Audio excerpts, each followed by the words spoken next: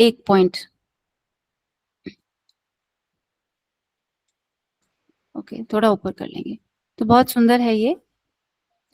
एक सीरियल था एक्चुअली, भक्ति चारू महाराज का अभय चरण सीरीज था वो, तो उसके अंदर ये भजन गाया है और भक्ति चारू महाराज ने बहुत सुंदर तरीके से इसको गाया है, बहुत फीलिंग के साथ, बहुत डिवोशन के साथ।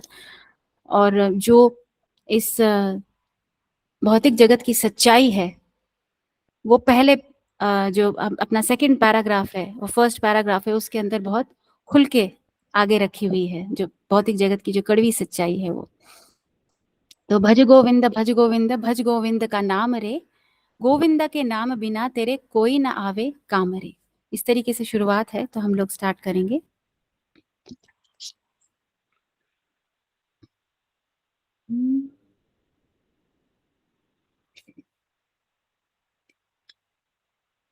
भज गोविंदा भज गोविंदा भज गोविंद का नाम रे, भज गोविंदा भज गोविंदा भज गोविंद का नाम रे। भज गोविंदा भज गोविंदा भज गोविंद का नाम रे, भज गोविंदा भज गोविंदा भज गोविंद का नाम रे।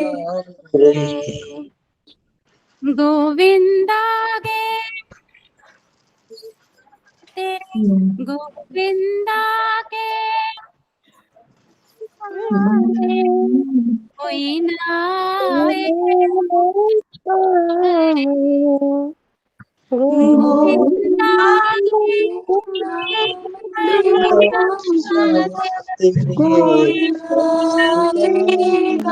मेरे तेरे भज गोविंदा भज गोविंदा भज गोविंद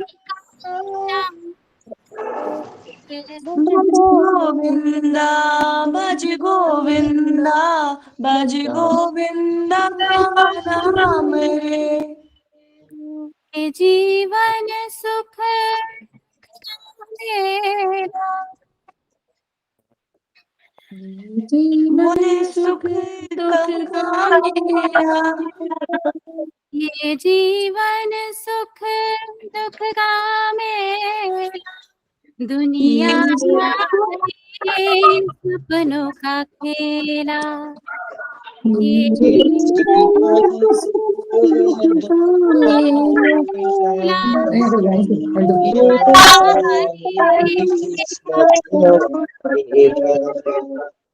जाना तुझको पड़े अकेला, भज रे हरि का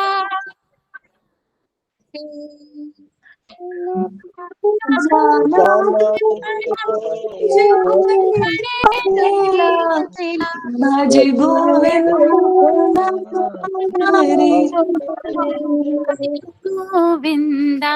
भज गोविंदा भज गोविंद का, भज गोविंदा भज गोविंद का नाम रे, गोविंदा के तेरे, गोविंदा के तेरे कोई नाम रे, नाम तेरे कोई गोविंदा की महिमा गा के, प्रेम की उस पर लगा के, गोविंदा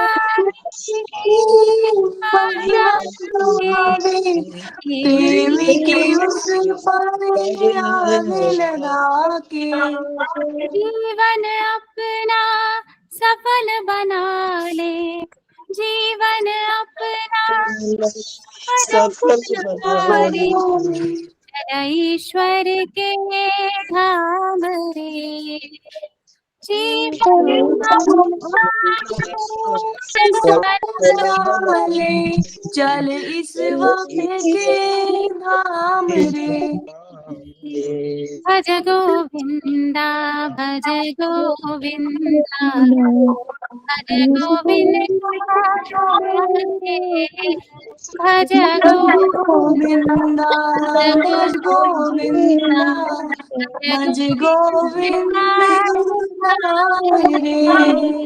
गोविंदा भज के बिना तेरे कोई ना है। गोविंदा बिना तेरे कोई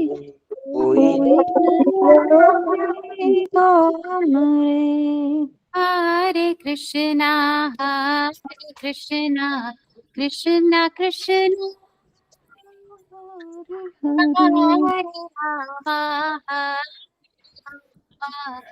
राम राम हरे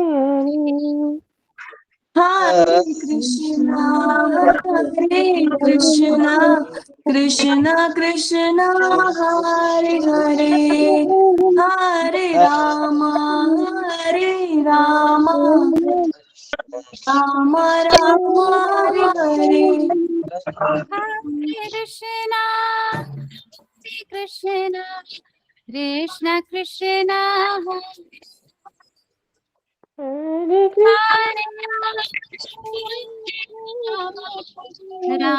राम हरे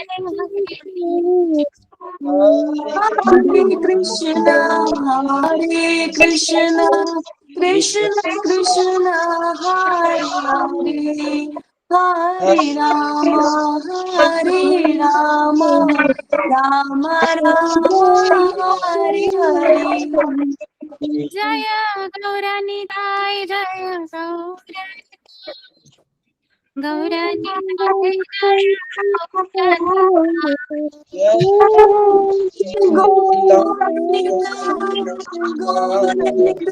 जय गौर निताय जय गौर निताय।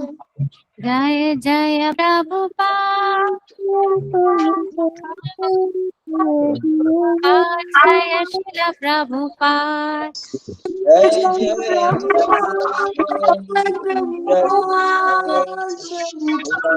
जय श्रील प्रभुपाद। निताय गौर हरि बोल हरि बोल निताय गौर हरि बोल नित्य गौर हरि बोल नित्य गौर हरि बोल। ओम अज्ञानतिमिरान्धस्य ज्ञानाञ्जनशलाकया चक्षुरुन्मिलितं येन तस्मै श्रीगुरुवे नमः। श्रीचैतन्यमनोभीष्टं स्थापितं येन भूतले स्वयं रूपः कदा मह्यं ददाति स्वपदान्तिकं।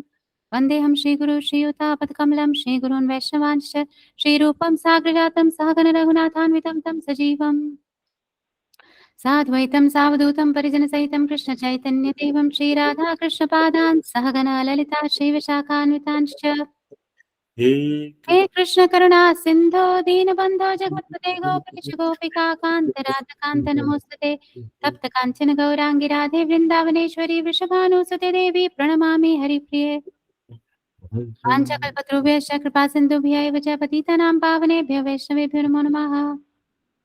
जय श्री कृष्ण चैतन्य प्रभु नित्यानंद श्री अद्वैत गदाधर शिवसादि गौर भक्त वृंदा हरे Krishna Krishna Krishna Hare Hare Hare Ram Ram Ram Hare Hare.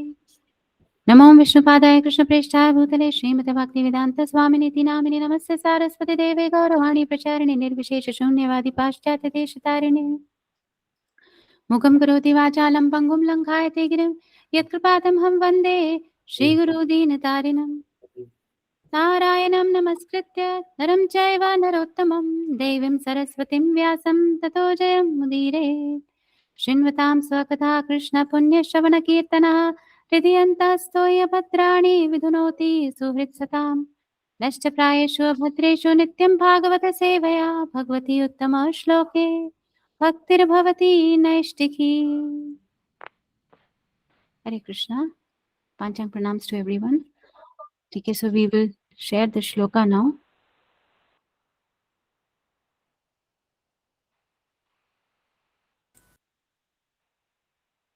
Om Namo Bhagavate Vasudevaya. Om Namo Bhagavate Vasudevaya. Om Namo Bhagavate Vasudevaya. Om Namo Bhagavate Vasudevaya. Om Namo Bhagavate Vasudevaya. Om Bhagavate Vasudevaya. हरे कृष्णा. तो थोड़ा सा डिस्टर्बेंस है. मेरे एंड से आ रहा है क्या ये डिस्टर्बेंस? Just wanted to. माता जी मैं 1 मिनट म्यूट. नहीं माता जी, आपकी साइड विशाखा हमारे साइड से आ रहा है, मैं उनको म्यूट कर. विशाखा माता के फोन से. उनके फोन में गड़बड़ है कुछ. ओके. नाउ इट्स क्लियर माता जी. ओके. यस. ओके.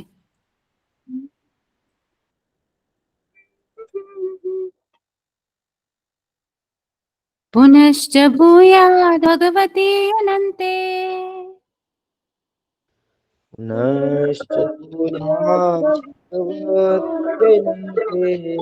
तर्हि प्रसङ्गश्च तदाश्रयेषु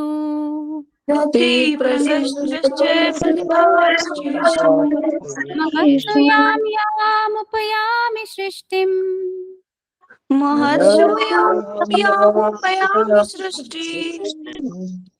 मैत्र्यस्तु सर्वत्र नमो द्विजेभ्यः.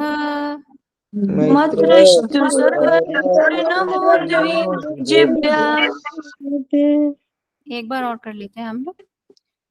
पुनश्च भूयाद् भगवती अनन्ते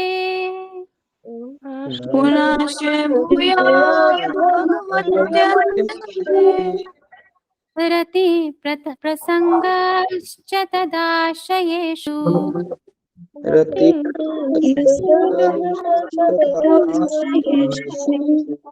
महत्सु यामुपयामि सृष्टिम्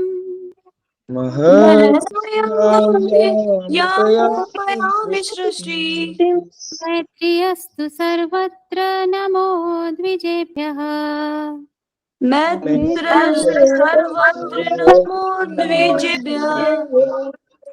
हरे कृष्णा. ओके, कौन चैंट करना चाहेंगे? प्रभु जी एंड माता जी, आप लोग कर सकते हैं. हरे कृष्णा माता जी, दंडवत प्रणाम.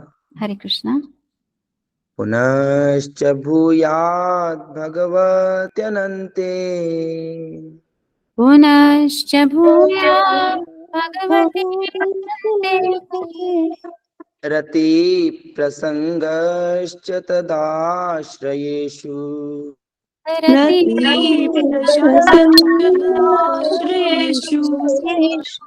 महत्सु यामुपयामि सृष्टिम्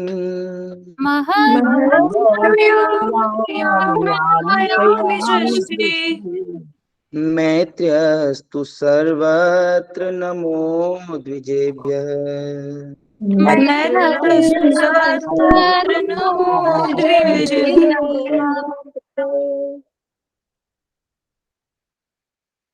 हरे कृष्णा. ओके, माता जी स्टैंड करना चाहेंगे? हरे कृष्ण माता जी. हरे कृष्णा. पुनश्च भूयाद् भगवत्यनन्ते पुनश्च रति प्रङ्गश्च तदाश्रयेषु रति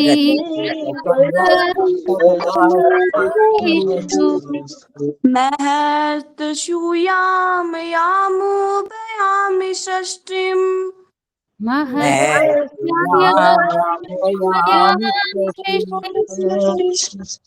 मैत्रस्तु सर्वत्र नमो द्विजेभ्यः.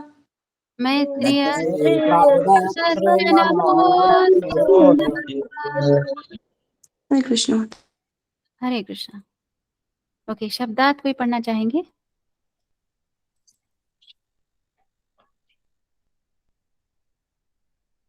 हरे कृष्णा माता जी। हरे कृष्णा।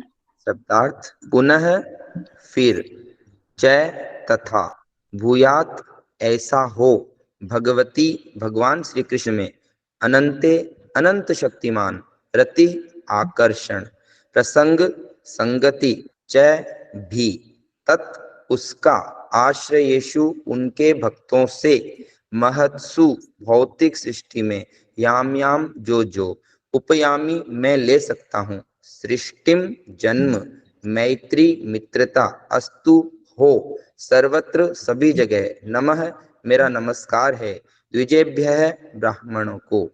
हरे कृष्ण। हरे कृष्णा। थैंक यू प्रभु जी।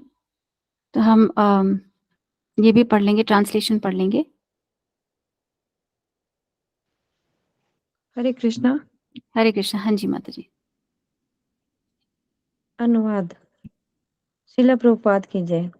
मैं आप समस्त ब्राह्मणों को पुनः नमस्कार करके यही प्रार्थना करता हूँ कि यदि मैं इस भौतिक जगत में फिर से जन्म लूं तो अनंत भगवान श्री कृष्ण के प्रति मेरी पूर्ण आसक्ति हो, उनके भक्तों की संगति प्राप्त हो और समस्त जीवों के साथ मैत्री भाव रहे। हरे कृष्णा।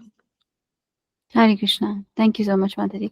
मैं आप समस्त ब्राह्मणों को पुनः नमस्कार करके यही प्रार्थना करता हूँ कि यदि मैं इस भौतिक जगत में फिर से जन्म लूं तो अनंत भगवान कृष्ण के प्रति मेरी पूर्ण आसक्ति हो, उनके भक्तों की संगति प्राप्त हो और समस्त जीवों के साथ मैत्री भाव रहे। हरे कृष्णा। तात्पर्य पढ़ना चाहेंगे कोई?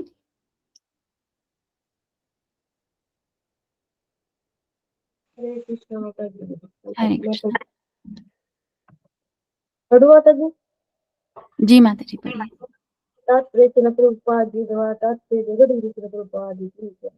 महाराज परीक्षित ने यहाँ पर यह बताया है कि भगवत भगत एकमात्र पूर्ण जीव होता है। भगवत भक्त किसी का शत्रु नहीं होता, नहीं उसके अनेक शत्रु हो। भगवत भक्त अभक्तों की संगति में नहीं रहना चाहता, यद्यपि उनसे उसकी शत्रुता नहीं होती। वह भक्त भक्तों की ही संगति चाहता है।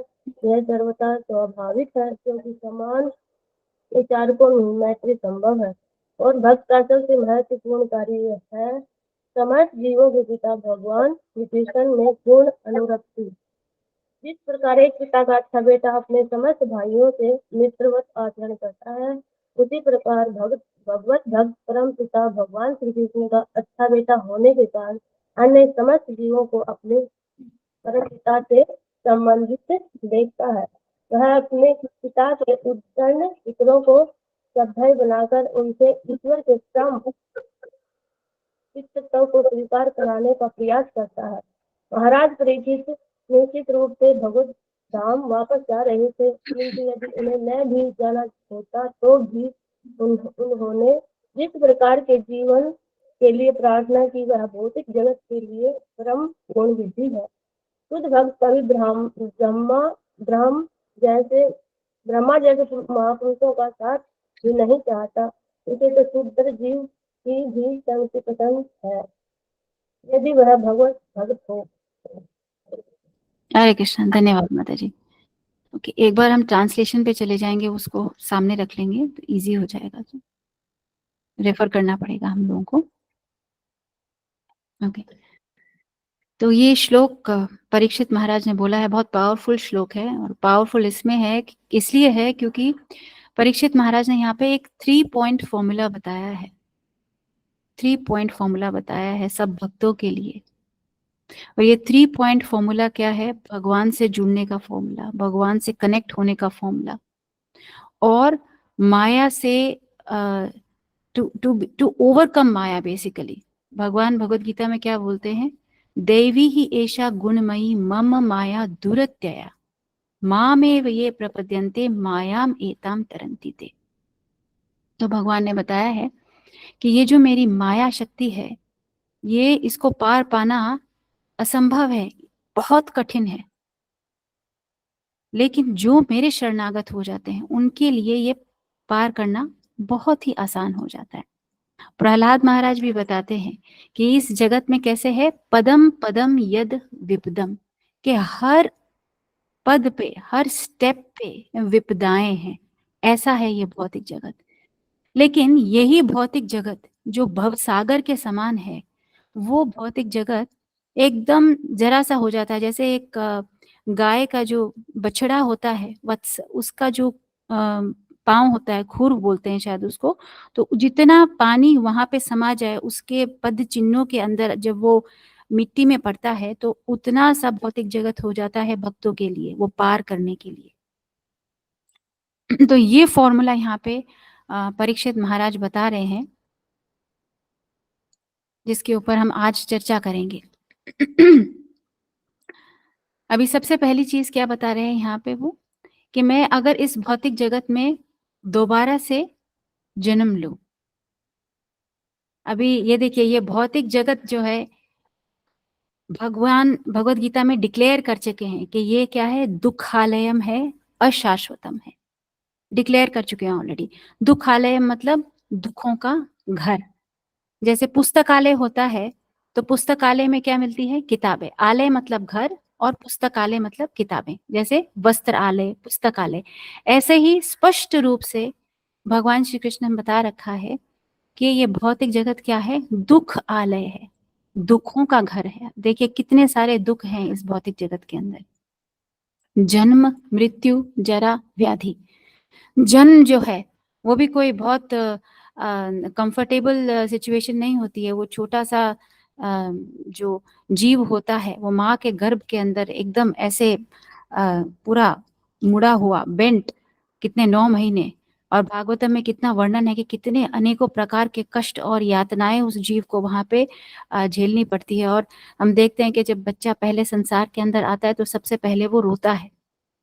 तो ये क्यों है, क्योंकि कष्टों से निकल करके वो आ रहा है। तो जन्म मृत्यु से तो हम सब जानते हैं, मृत्यु कितना बड़ा कष्ट है। तो ऐसा बताया जाता है भागवतम में कि 40,000 बिच्छू अगर एक बार में काटें तो उतनी पीड़ा और उतना कष्ट होता है जब शरीर त्यागता है आत्मा, तो उतना कष्ट होता है। तो मृत्यु काफी दर्दनाक भी है, कठिन भी है। उसके बाद जरा और व्याधि। अब जरा, बुढ़ापा। बुढ़ापे के अंदर कितनी परेशानियां होती है, ना ठीक से चल पाते हैं, ना खा पाते हैं, डाइजेशन की इतनी प्रॉब्लम्स होती है, उठना बैठना मुश्किल हो जाता है। तो कितने सारे लोग हैं इस दुनिया में, अगर आप उनको बोलो कि आप भक्ति कीजिए तो क्या बोलेंगे, नहीं नहीं, ये काम तो अभी जवानी के नहीं है, ये तो हम बुढ़ापे में करेंगे। अभी बुढ़ापे में जब कानों से सुना नहीं जाएगा ठीक से, आंखों से ठीक से देखा नहीं जाएगा, और मुंह में दांत नहीं रहेंगे, और चलना फिरना मुश्किल हो जाएगा, उठना बैठना मुश्किल हो जाएगा, तब हम भगवान की भक्ति में लगेंगे। तो ये तो कहीं से भी ये तर्क जो है वो बिल्कुल भी ठीक नहीं है। तो व्याधि, अनेक प्रकार के हमारे को कष्ट आते हैं, जैसे रोग है। अभी देखिए कोविड के टाइम पे पूरे संसार के अंदर किस तरीके से ये बीमारी, महामारी फैली थी, फ्लड्स। उसके बाद आधि दैविक, आध्यात्मिक और आधि भौतिक, ये वाले भी दुख हैं। जैसे कहीं पे बाढ़ आ गई और कहीं पे अर्थक्वेक्स आ गए, है ना। तो ये आधि दैविक है और आधि भौतिक और आध्यात्मिक। तो आध्यात्मिक कैसे, जो खुद हमारे मन से उत्पन्न होता है, और आधि भौतिक जो बाकी और जीव हमारे को देते हैं। एक छोटा सा मच्छर अगर काट जाए और हमें मलेरिया, डेंगू हो जाए, तो वो देखिए दूसरे जीवों के कारण हमारे को कितना कष्ट झेलना पड़ता है। और आधि भौतिक, आध्यात्मिक, हमारा खुद का मन हमें कितना परेशान करता है। अभी कोई किसी की बात है, किसी ने कुछ बोल दिया तो वो इतना चुभ गई, बस अभी वही दिमाग के अंदर चले जा रहा है, वही चिंतन बारंबार बारंबार। उसने तो एक बार बोल करके खत्म कर दिया, लेकिन हम अपने उसी एपिसोड को हम अपने मन के अंदर कितनी बार चलाते हैं, एक दिन में कितनी बार चलाते हैं। उसने अगर जो कष्ट देना था, किसी और ने हमें कुछ बोल करके या कुछ करके हमारे को जो कष्ट देना था, वो तो एक ही बार का था। लेकिन उसी चीज को वो जब हम उसको अपने मन में ठहरा लेते हैं, उसको जब हम अपने मन में चिपका लेते हैं, तो वही चीज हमारे को बार बार कष्ट देती रहती है। तो इतना सारा यहाँ पे इस भौतिक जगत के अंदर कितनी सारी ये, इसीलिए ये दुखों का घर है। तो इसी तुलसीदास जी क्या कहते हैं कि जो कछुआ है, जैसे कछुए की पीठ है ना, उसके ऊपर बाल नहीं होते हैं, है ना। और जो बर्फ है, बर्फ के अंदर तो आग नहीं लगाई जा सकती, और मिट्टी है जैसे, तो मिट्टी के अंदर से तेल नहीं निकाला जा सकता। तो लेकिन तुलसीदास जी यहाँ तक कह गए कि कछुए की पीठ के ऊपर बाल आ सकते हैं, हाँ, और बर्फ के अंदर भी आग लग सकती है, मिट्टी से भी तेल निकल सकता है, लेकिन इस भौतिक जगत के अंदर सुख कभी भी नहीं मिल सकता, कभी नहीं मिल सकता इस भौतिक जगत के अंदर सुख। तो ये जो साक्षात्कार है, ये साक्षात्कार अपने आप में बहुत कठिन है ये होना, कि ये जो भौतिक जगत है जिसके अंदर हम रह रहे हैं, ये वास्तव में दुखों का सागर है। एक्चुअली प्रभुपाद कहते हैं that this material world is not a place for a it's not a perfect place for a gentleman। तो कहते हैं कि एक जेंटलमैन को क्या बोलेंगे हिंदी में, कि एक सुशील व्यक्ति जो है, एक अच्छा जो व्यक्ति है, उसके लिए ये जो भौतिक जगत है ये रहने लायक जगह नहीं है, ये रहने लायक जगह नहीं है।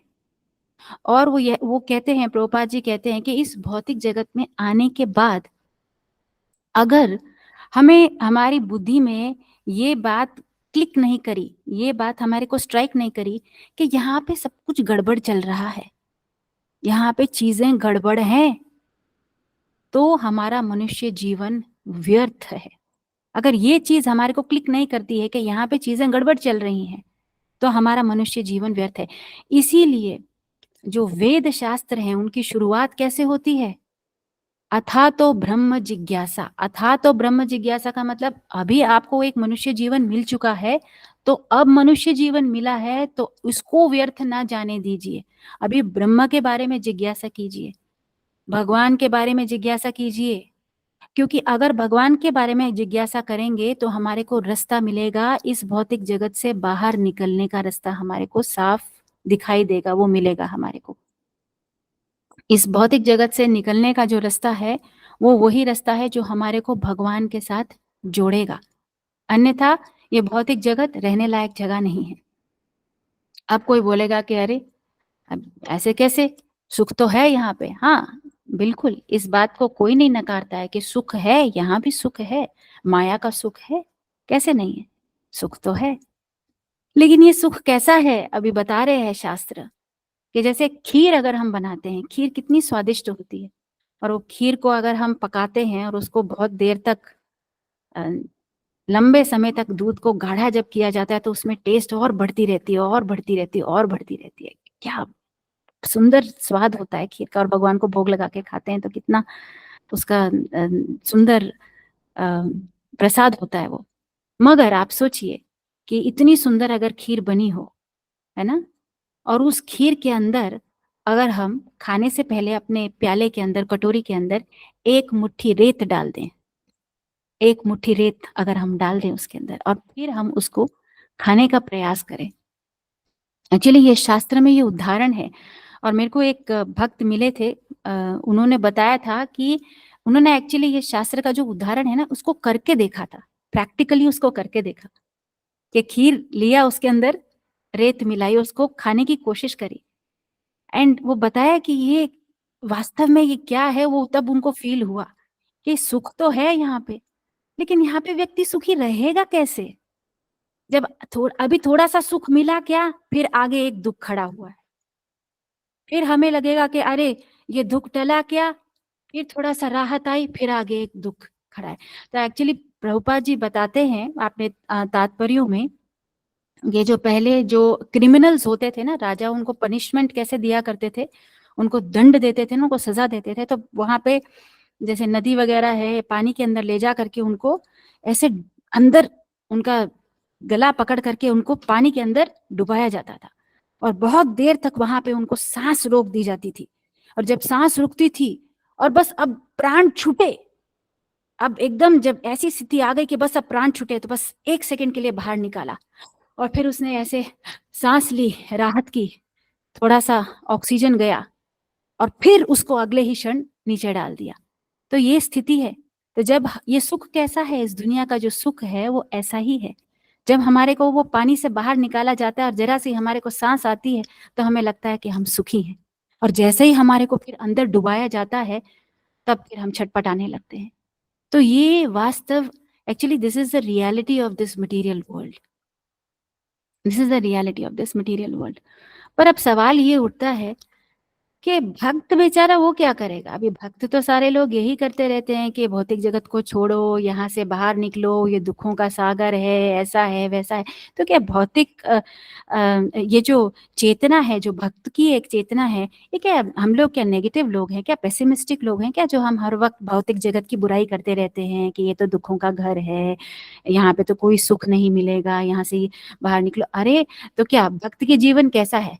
नीरस है क्या? वो तो बेचारा सारी जिंदगी अपना, जिसे कहते हैं ना, सेंस कंट्रोल कर करके, और उसको तो पनिशमेंट देके और टॉर्चर करके मार दिया हमने, इतने सारे रूल्स एंड रेगुलेशंस उसके ऊपर थोप दिए।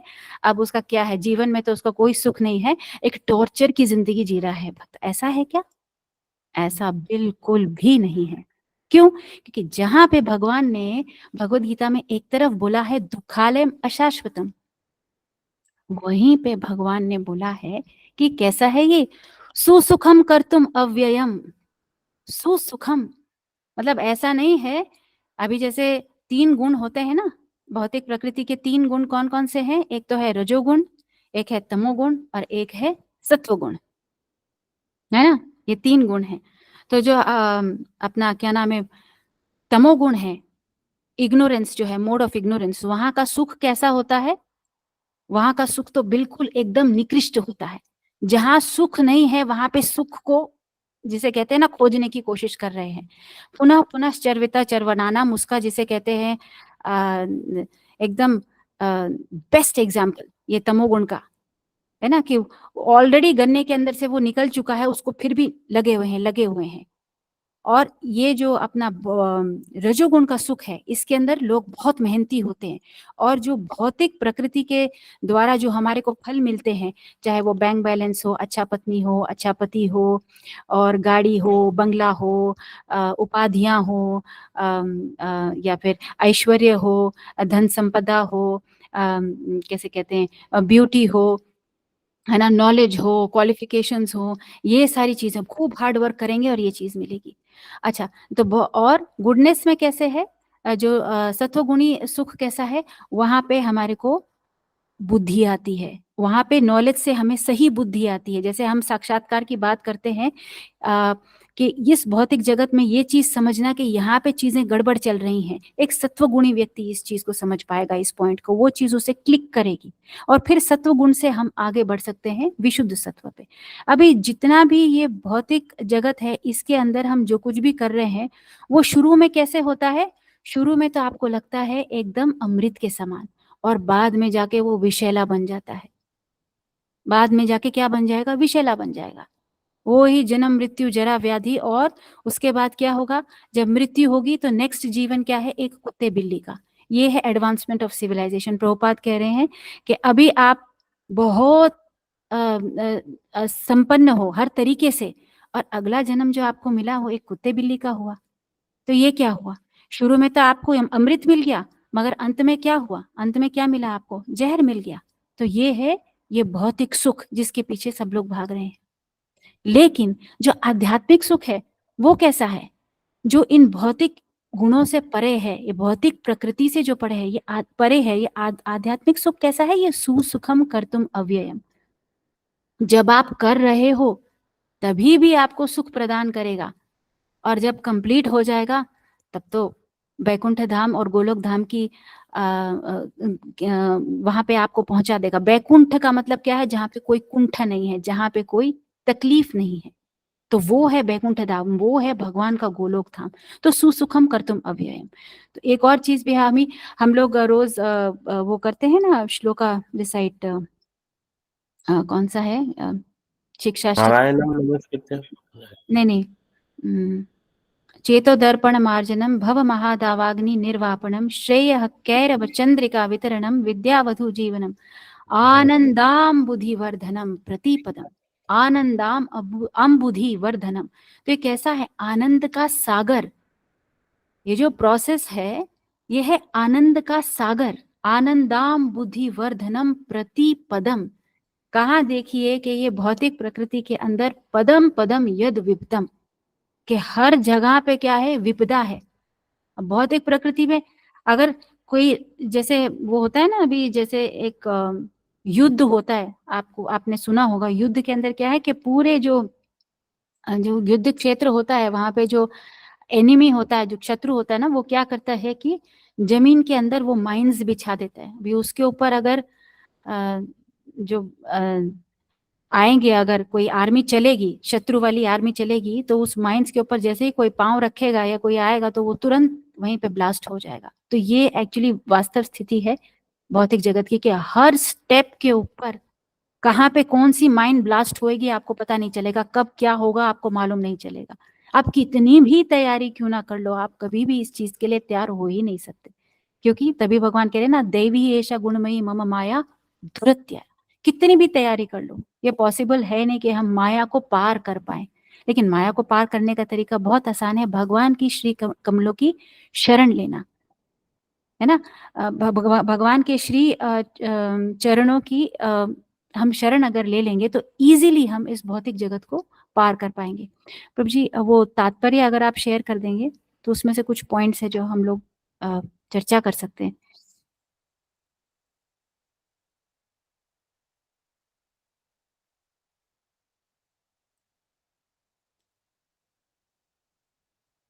ओके, तो यहाँ पे ये 3 पॉइंट फॉर्मूला बताए हैं परीक्षित महाराज ने।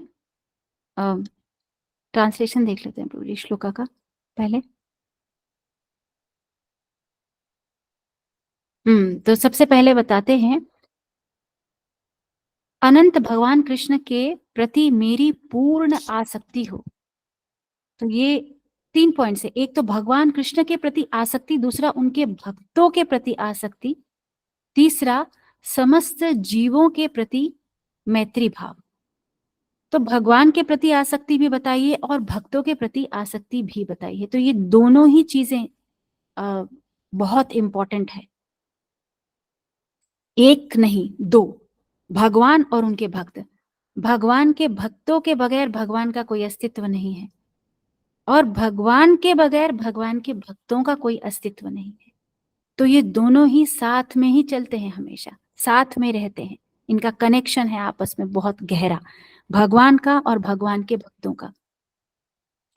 अब देखिए, तभी वो कौन सा एक भजन है जिसमें तोमार हृदय सदा गोविंद विश्राम, गोविंद कोहेन मोरा वैष्णव पराण।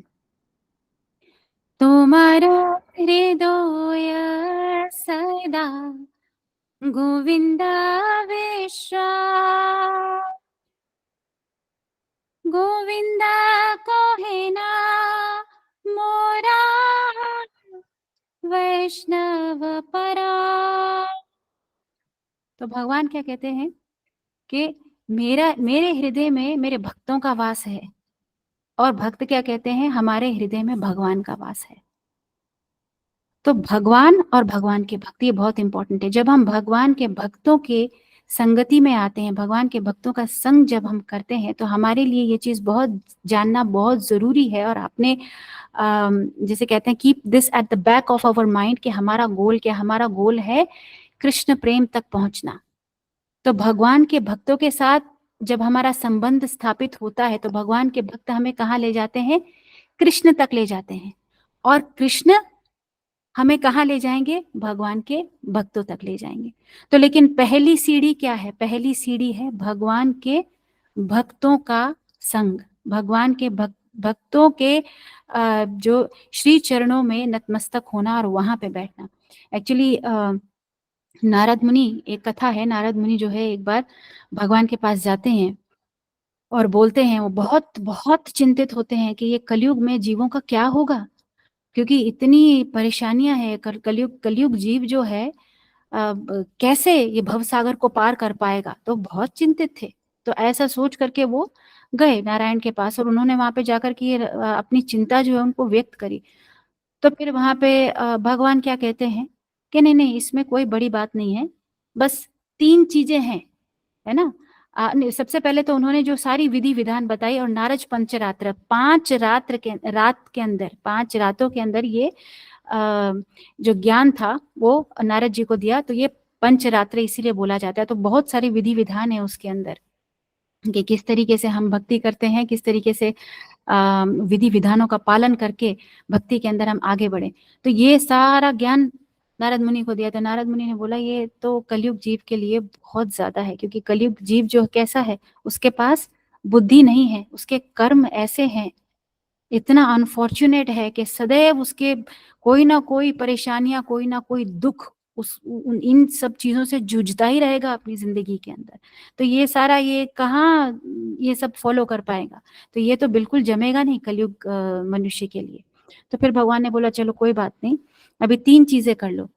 एक तो है भागवत श्रवण, कथा का श्रवण करो, और धामवास, है ना, धामवास होए। और तीसरा क्या था? भागवत श्रवण, वैष्णव सेवा, एग्जैक्टली वैष्णव सेवा। तो यहाँ पे फिर नारद मुनि बोलते हैं कि वैष्णव सेवा के लिए तो विनम्रता चाहिए, झुकना पड़ेगा, ये भी पॉसिबल नहीं है। तो ये तो कलयुग का जो जीव है वो ये कर ही नहीं सकता, कि इतना अहंकार है उसको, वो कैसे झुकेगा? ये आता ही नहीं उसको करने के लिए। अच्छा, मंदिर जाना ये पॉसिबल नहीं है, उसके पास टाइम ही नहीं है ना। वो पढ़ेगा क्या? सॉरी, भागवत श्रवण नहीं, मतलब पढ़ ले, श्रवण, ये भागवतम पढ़ो, भक्ति शास्त्र पढ़ो। तो नारद मुनि ने ये भी रिजेक्ट किया, उन्होंने बोला कि ये उसको बुद्धि ही नहीं है, वो क्या पढ़ेगा। फिर उसके बाद भगवान ने बोला कि ठीक है, तो ये है मेरा हरि नाम, हरे कृष्णा कृष्णा कृष्णा हरे हरे, हरे राम राम राम हरे हरे, है ना। ये दिया, ये अगर कर लेगा तो बिल्कुल निश्चित रूप से वो भवसागर को पार कर जाएगा। हरे नाम एव केवलम कलौ नास्ति नास्ति नास्ति गतिरन्यथा। अभी नारद मुनि ने ये भी रिजेक्ट कर दिया, ये भी रिजेक्ट कर दिया। अभी नारद मुनि ने क्या बोला कि चैंटिंग तो कर लेगा वो माला पकड़ के, लेकिन मन ही नहीं लगेगा, तो क्या करे। तो उसके बाद भगवान ने बोला अब तो बस एक ही रास्ता है, और वो ये रास्ता है कि वो जा करके किसी तरह साधुओं के चरणों में जा करके बैठ जाए, बस यही रास्ता है और दूसरा कोई रास्ता नहीं है। और ये वास्तव में इतना, this is the biggest thing actually in Krishna consciousness. Actually Prabhupada also says कि जो सबसे परम कर्तव्य है, जो फोरमोस्ट ड्यूटी है एक डिसाइपल की, foremost duty of anyone who is practising Krishna consciousness, तो जो कोई भी भक्त भक्ति में लगे हुए हैं और आध्यात्मिक प्रगति करना चाहते हैं, उनका फर्स्ट क्या है? श्रवण करना, श्रवण। तो श्रवण कहाँ से करेगा? वो साधु से करेगा। इसीलिए भक्तों की संगति, वहां पे जाकर के अगर वो किसी साधु के उसने शरण ग्रहण कर ली, बस इसी पॉइंट से उसका आध्यात्मिक जीवन की उधर शुरुआत हो जाती है। कि साधु के श्री चरणों में जाकर के वो बैठ गया, तो अब उसके बाद साधु उसको वहां से आगे लेकर जाएंगे, साधु कृपा देंगे और साधु इंस्ट्रक्शन देंगे, इस तरीके से इंस्ट्रक्शन देंगे कि वो जो जीव है भव सागर के पार जा सके। तो ये बहुत इंपॉर्टेंट चीज है कि यहाँ पे हमें भक्तों की संगति जब हम कर रहे हैं तो हमें अपना गोल क्लियर होना चाहिए कि ये हमें भगवान से संबंध स्थापित करना है और कृष्ण प्रेम तक जाना है। नहीं तो ये, अगर हमें गोल क्लियर नहीं होगा हमारा, तो भक्तों की जो संगति है वो भी एक भौतिक स्तर के ऊपर आ जाएगी। बस खाली इतना कि एक तरफ तो जीवन चल रहा है, भौतिक जीवन, जिसमें सब लोग भोग कर रहे हैं, और दूसरी तरफ ये भक्तों की संगति है, यहाँ पे बस एक कुछ डिफरेंट कुछ हो रहा है, कुछ डिफरेंट हो रहा है। ऐसा नहीं है कि कुछ डिफरेंट है, यहाँ पे एक लक्ष्य है, और लक्ष्य ये है कि हमें कृष्ण प्रेम तक पहुंचना है। और सबसे पहले उसकी शुरुआत है कि हमें भगवान के साथ संबंध स्थापित करना है। और वो संबंध कैसे स्थापित होता है? वो संबंध स्थापित होगा जब हम भगवान के भक्तों के साथ पहले संबंध स्थापित करेंगे। जैसे कोई भी एक बहुत बड़ा व्यक्ति है ना, अगर उसके साथ हमें संबंध स्थापित करना होता है, तो उसके जो प्रिय जन है, जो उसके परिवार के जन है, अगर उनके साथ हमारा संबंध स्थापित हो गया तो बहुत आसानी से उस बड़े बड़े व्यक्ति के साथ हमारा संबंध स्थापित हो जाएगा, है ना। तो भगवान भगवत गीता में बोलते हैं, मच्चित मत्गत प्राणा बोधयन्तः परस्परम कथ्यन्तश्च माम नित्यम तुष्यन्ति च रमन्ति च। अब ये भक्त भी जब आपस में मिलते हैं तो क्या करते हैं? कृष्ण को केंद्र बिंदु बनाते हैं। ये बहुत जरूरी है कि कृष्ण को केंद्र बिंदु बनाया, तो जब भक्त मिल रहे हैं, भगवान यही बता रहे हैं, वो क्या करते हैं, आपस में मेरी चर्चा करते हैं। कथ्यंतश्च माम नित्यम तुष्यन्ति च रमन्ति च, और इसी के अंदर एब्जॉर्ब्ड होकर के तो ये प्रोसेस कैसा बन जाता है, सुसुखम कर्तुम अव्ययम्। अभी आप देखिए कि परीक्षित महाराज को 7 दिनों में तक्षक काटने वाला है, उनकी मृत्यु होने वाली है, लेकिन उन्होंने सब कुछ छोड़ दिया और जरा भी उनको मृत्यु का भय नहीं है, क्योंकि पिछले श्लोक में कल हमने ये चर्चा किया था, he was not afraid of death, ऐसा प्रभुपाद बता रहे हैं कि ये किसी साधारण जीव के लिए ये पॉसिबल है, ऐसा पॉसिबल ही नहीं है। खाली भक्ति के अंदर ऐसी शक्ति है जो हमारे अंदर जैसे कहते हैं ना, ये फियरलेसनेस ला सकती है। अभय का जो दान है, ये भक्ति से हमें आसानी से मिल सकता है। भजहु रे मन श्री नंद नंदन अभय चरणारविंद रे, दुर्लभ मानव जन्म सत्संगे तरोह एई भव सिंधुरे। तो ये जो मनुष्य जीवन है, इसके अंदर जो सत्संग है वो बहुत दुर्लभ है। एक तो मनुष्य जीवन ही इतना दुर्लभ है, और मनुष्य जीवन मिलने के बाद फिर आप सोचिए कि उसके अंदर सत्संग मिलना, भक्तों की संगति मिलना, वो तो और भी ज्यादा दुर्लभ है। तो आप सोचिए कि कितनी बड़ी मूर्खता होगी अगर हम अभी भक्तों के संग में आने के बाद, सब कुछ मिलने के बाद भी अभी हमने अगर प्रयास नहीं किया और हमने अगर इन सब चीजों को बहुत लाइटली ले लिया, तो ये इससे बड़ा दुर्भाग्य और कुछ हो ही नहीं सकता। तो ये चीज है ना। आई थिंक हमने काफी कुछ इसमें से कवर कर लिया। और लास्ट पॉइंट एक ये बताया है इसके अंदर कि जो एक शुद्ध भक्त है वो डिजायर नहीं करते, अगर ब्रह्मा भी हैं तो उनका जो संग है वो भी ऐसा उनको उसकी इच्छा नहीं करेंगे, पर अपितु किसका संग करना चाहेंगे, भक्त, एक भक्त की संगति करना चाहेंगे। ये बहुत जरूरी है, क्योंकि चैतन्य महाप्रभु ने भी बोला है, असत्य संग त्याग एई वैष्णवाचार।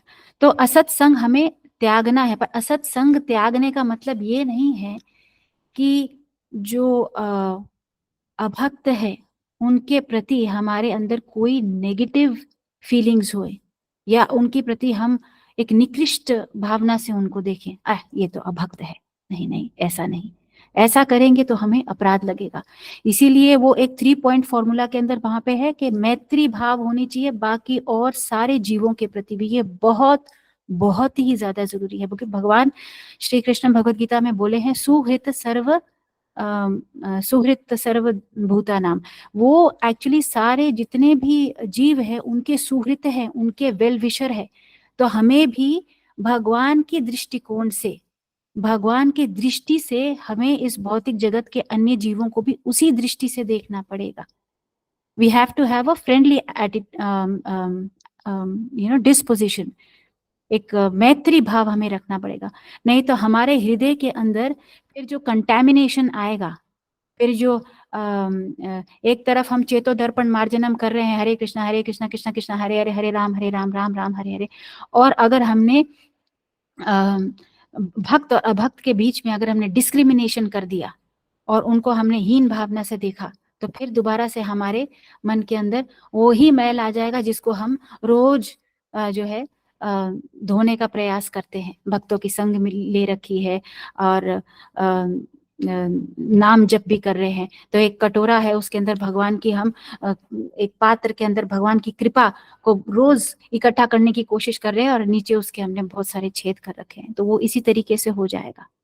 तो ये इंस्ट्रक्शन भी हमें बहुत सीरियसली इस चीज को लेना है। पर असत संग त्याग ऐसा क्यों है, प्रभुपाद जी ने यहाँ पे बताया है कि वो अभक्तों का जो एसोसिएशन है उसको अवॉइड इसलिए करता है, भक्तों की एसोसिएशन को अवॉइड क्यों करता है, ताकि वो अपनी कॉन्शियसनेस को प्रोटेक्ट कर सके, क्योंकि उसके जीवन का लक्ष्य है आध्यात्मिक प्रगति करना।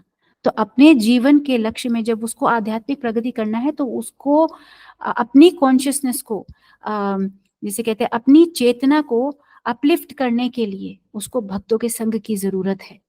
और इससे अगर वो अभक्तों के साथ मिक्स होएगा तो फिर अभक्त भी अभक्तों के अभक्त जो है अपराध कर सकते हैं। ये वैष्णव के प्रति। तो ऐसी सिचुएशन नहीं होनी चाहिए, क्योंकि जैसे बताया कि भक्त जो है उसके तो कोई शत्रु नहीं होते, प्रभुपाद जी बता रहे हैं। लेकिन अगर साधारण हम देखें, जनसाधारण, वो भक्त को हो सकता है कि वहां पे वो they may take him as an enemy. तो ऐसा क्यों है? क्योंकि जिस दिशा में पूरा भौतिक जगत निकला है और जिस दिशा में सब लोग जा रहे हैं, भक्त उस दिशा के उल्टे चल रहा है। तो ऐसा पॉसिबल है कि जब हम इस भौतिक संसार से जब हमारा इसमें इंटरेक्शन हो, तो वहां पे हम लोग अगर लहसुन प्याज नहीं खाते, तो चाय नहीं पीते, मांस मच्छी नहीं खाते, तो वहां पे ये सब चीजें बहुत अजीब लग सकती है लोगों को कि ऐसे कैसे। तो इसीलिए जैसे तेल और पानी का मेल नहीं होता है, वैसे ही प्रभुपाद जी लिख रहे हैं कि दे डोंट मिक्स टुगेदर। एक वहां पे स्टेटमेंट है, तात्पर्य के अंदर हम इसको पढ़ सकते हैं।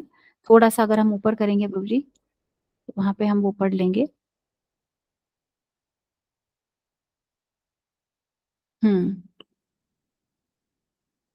भगवत भक्तों की संगति में नहीं रहना चाहता। हाँ, भगवत भक्त अभक्तों की संगति में नहीं रहना चाहता, यद्यपि उनसे उसकी शत्रुता नहीं होती। ये बहुत ही इंपॉर्टेंट है। तो हमारा जो एक भक्त का जो हार्ट है वो बहुत क्लीन है, बहुत प्योर है। इनफैक्ट वो अपने हार्ट के अंदर भी जो तथाकथित अभक्त है उनके लिए प्रार्थनाएं करता है, क्योंकि वो आज का जो अभक्त है कल का शुद्ध भक्त है ना। तो ये हमें कभी नहीं भूलना चाहिए। वो बस खाली एक समय का अंतर है, वो कब भक्ति में आएगा। तो इसीलिए मैत्री भाव होना बहुत जरूरी है। और जहां हो सके हमें वह भगवत भक्तों की ही संगति चाहता है। वह सर्वथा स्वाभाविक है, क्योंकि समान विचारकों में ही मैत्री संभव है। तो ये कंपैटिबिलिटी जो है भक्तों की भक्त के साथ ही हो सकती है, समान विचार होते हैं इसीलिए, अदरवाइज और कोई रीजन नहीं है। और वो अपनी कॉन्शियसनेस को, अपनी चेतना को प्रोटेक्ट करने के लिए। और एक और चीज, फिर वह अपने पिता के उद्दंड पुत्रों को सभ्य बनाकर उनसे ईश्वर के परम पितृत्व को स्वीकार कराने का प्रयास करता है। तो ये चीज बहुत ही जरूरी है। जो अन्य जीव हैं उनके प्रति कंपैशन का भाव होना बहुत जरूरी है। अगर हम देखेंगे कलयुग इतना ज्यादा तेजी से आगे बढ़ रहा है, इसका वेग इतना ज्यादा भयंकर है कि हमारी जो आने वाली जनरेशन्स है उसको बहा के ले जा सकता है। बहुत स्ट्रॉन्ग है ये वेग, और इसीलिए बहुत जरूरी है कि हम प्रचार कार्य में लगे।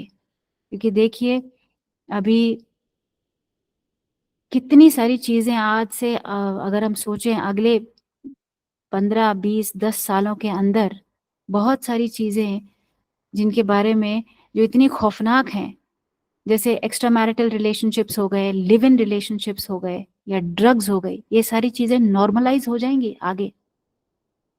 वो समय दूर नहीं है जब इन सब चीजों को बिल्कुल ऐसे देखा जाएगा कि यार ये तो बिल्कुल नॉर्मल सी चीज है, आप क्या बात कर रहे हैं।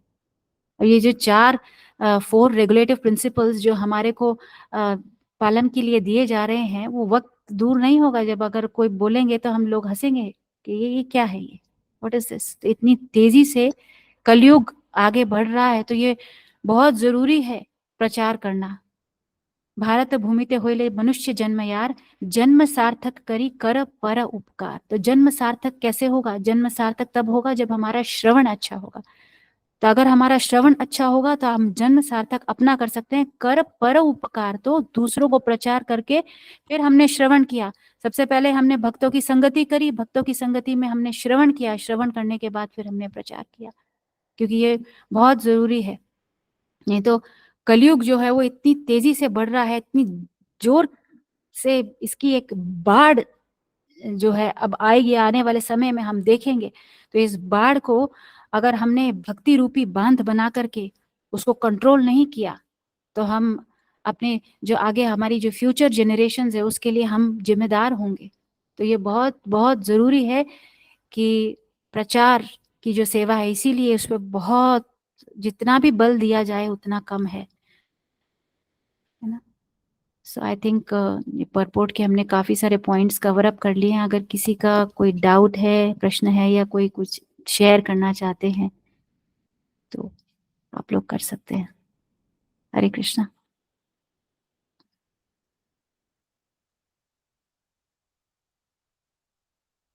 हरे कृष्णा। मुझे आवाज नहीं आ रही, क्या बात है? हरे कृष्णा माता जी। हाँ, हरे बहुत कृष्णा। सुंदर आपने समझाया। हरे कृष्णा। तो रेणु माता जी, आप समराइज करोगे आज की क्लास को? माता जी ने क्या बताया? शायद तो चले गए। माता जी, मैं थोड़ा सा समराइज करने का प्रयास करता हूँ कि आज की क्लास में सबसे पहले तो आपने यही बताया था कि यानी कि जो भौतिक जगत है, भौतिक जगत क्या है कि जो खाली है, शाश्वतम है। और फिर भी यानी कि लोग फिर ये सोचते हैं कि भक्ति, इसको दुख दुख क्यों कहते हैं।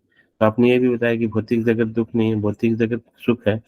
उसका एग्जाम्पल आपने खीर के एग्जाम्पल के तौर पे बताया कि खीर है, बहुत स्वादिष्ट है, लेकिन उसके पात्र में अगर मिट्टी है तो वो हमें स्वाद नहीं आएगा। उसी तरह से इस जगत में सुख तो है, लेकिन जब तक हमारे अनर्थ रहेंगे और जब तक हम तीनों गुण के अंदर खेलते रहेंगे, रजो तमो सतो गुण में, तब तक क्या होगा कि हमें यानी कि कभी भी सुख नहीं मिल सकता। तो इसलिए हमें क्या है, सबसे पहले कृष्ण भावना मत बनना पड़ेगा। और जब हम भगवान की भक्ति करेंगे और शुद्ध भक्ति करेंगे तभी हमें आनंद आएगा। फिर आपने ये बताया कि भक्ति के लिए क्या होता है, भक्ति के लिए सबसे जरूरी है भक्तों का संग।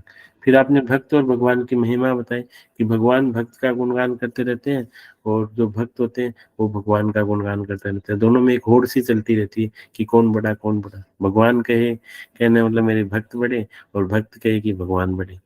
तो इसलिए हमें क्या है कि सबसे पहले भक्तों का संग करना है। भक्तों का जब हम संग करेंगे तभी हमें क्या होगा कि भगवान के बारे में जानने को मिलेगा, भगवान के बारे में सुनने को मिलेगा, और भगवान से हमें पता चलेगा कि हमारा यानी कि असली संबंध भगवान से है, जो परम पिता है। जो हम बार बार कहते हैं कि जीवरे स्वरूप कृष्ण दास, हम भगवान के दास हैं, तब हम उनकी भक्ति कर पाएंगे। और फिर आपने बताया कि कलयुग के अंदर यानी कि जो भगवान का जो नाम है, हरे नाम, केवल इसी से हम भवसागर से पार पा सकते हैं। लेकिन भगवान के नाम में रुचि कब होगी, जब हमें भगवान से प्रेम होगा, जो हमारे जीवन के विष्ट सिद्धि है। और भगवान से प्रेम के लिए हमें सबसे जरूरी है साधु की शरण में जाना। और जो हमारे वैष्णव महाराज हैं, जो हमारे इस्कॉन के जो आचार्य हैं, वो यानी भगवान के शुद्ध भगत हैं, वही हमें क्या है भक्ति प्रदान कर सकते हैं। तो उनसे हम जब भगवान के बारे में सुनेंगे तो हमें भगवान से क्या होगा, यानी कि प्रेम होगा, और हमारे जीवन का जो अभिष्ट लक्ष्य है वो प्राप्त होगा। फिर आपने बताया कि ऐसा संग त्याग यही वैष्णवाचार, हमें भक्तों का यानी कि संग करना है। जब भी समय मिले हमें भक्तों का संग करना है, और जो भौतिक लोग हैं उनका संग नहीं करना।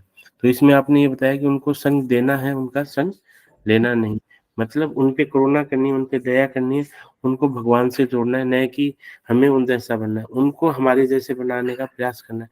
फिर आपने बहुत एक एग्जाम्पल बताया कि आने वाला जो कलयुग है, कलयुग के अंदर क्या होगा कि 4 नियमों की धज्जियां उड़ जाएगी। तो अभी भी हम देखते हैं कि इस्कॉन के अलावा ऐसी कोई भी संस्था नहीं है, ऐसी कोई भी संस्था नहीं है जहाँ चारों नियमों का पालन होता हो। बाकी आप कहीं भी चले जाओ, यानी हर जगह लोग क्या चाय तो पीते हैं। और कैजुअली अगर मान लो कोई आध्यात्मिक, इस्कॉन के अलावा किसी भी आध्यात्मिक रूप से लोग जुड़े हैं ना, वो यानी 4 नियम का तो पालन, यानी चाय वाला तो सब जगह चल रहा है। और जो आध्यात्मिक नहीं है तो वो यानी खैनी गुटखा, इनको तो आजकल क्या कॉमन बना रखा है। तो फिर आपने बताया कि कलयुग आने भयंकर आने वाला है। तो इससे बचने के लिए हमें क्या है, भक्ति की क्या एक बाढ़ लगानी पड़ेगी, वरना क्या हो सकती है वो हमें भी प्रभावित कर दे। तो हमें कैसे प्रभावित कर सकती है कि जैसे मान लो कि हम भक्ति कर रहे हैं, हमारे घर वाले अगर भक्ति नहीं करें तो we will also get disturbed. So भक्तों का यही प्रयास है।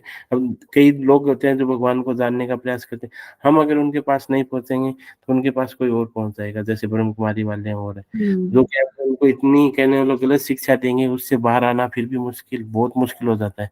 तो हमें प्रयास ये करना चाहिए कि सबसे पहले हमें भगवान से प्रेम हो, हमारी माला सही हो, हम साधना सही करें, और फिर क्या है कि भगवान के नाम का क्या करें प्रचार। फिर जो गुरु परंपरा के अनुगत रह के जो हमारे काउंसलर है उनके आज्ञा पालन करके हमें आगे सारे कार्य करना चाहिए। फिर आपने बताया कि यानी कि पिता का अच्छा बेटा वही होता है जो बदमाश बेटों को यानी कि सही राह पे लेके आए। तो फिर आपने सबसे इम्पोर्टेंट भक्त संघ के बारे में बताया, और फिर श्रवण के बारे में बताया, फिर प्रचार के बारे में बताया। हरे कृष्णा माता जी, धन्यवाद। बहुत बहुत शानदार क्लास थी माता जी आपकी। कोई और भक्त कोई पॉइंट ऐड करना चाह रहे हैं तो वो, या किसी का कोई क्वेश्चन है तो वो ऐड कर सकते हैं। किसी का कोई प्रश्न है आज की क्लास को लेके?